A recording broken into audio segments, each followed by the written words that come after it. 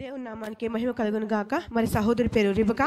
తనకి ఒక 1 year నుంచి ఎంతగానో అనారోగ్యంతో సఫర్ అవుతా ఉంది. మరి ఎంతో మెడిసిన్స్ కూడా వాడుతుంది. మరి బిడ్డ ల్యాబ్ టెక్నీషియన్ కూడా మరి చాలా డాక్టర్స్ కన్సల్ట్ అవుతుంది, మందులు వాడుతుంది, కానీ తనకి ఎటువంటి రిజల్ట్ అయితే రాలేదు. మరి చెస్ట్లో పెయిన్ రావడము, దడ రావడము, భయము, నాకు ఏమైపోతుందో ఏమో అనేసి చాలా చాలా అంటే చాలా సఫర్ అవుతా ఉండింది పాప. ఆ తర్వాత ప్రార్థన చేయడం మొదలుపెట్టింది. ఆ తర్వాత మాకు చెప్పడం కూడా జరిగింది. మళ్ళీ ఒక డాక్టర్ని కన్సల్ట్ అవ్వాలి అన్నది దేవుడు ప్రేరేపించాడు. ఆ యొక్క డాక్టర్ని కన్సల్ట్ అయిన తర్వాత ఆ మెడిసిన్స్ వాడిన తర్వాత బిడ్డకి చాలా వరకు క్యూర్ అయింది.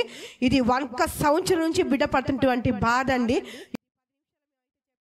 ప్రతిరోజు తను పడే టెన్షన్ ఎంత అంటే తన డ్యూటీలో దడొచ్చేస్తుందంట. ఆ మెడిసిన్స్ ఏమైనా చేసేటప్పుడు మరి ల్యాబ్ అంతా పరీక్షలు చేస్తుంటారు కదా, ఉండట్టుండి భయం రావడం, దడ రావడం, టెన్షన్స్, భయము అలాంటివి సంవత్సరం రోజులు బిడ్డ పడింది.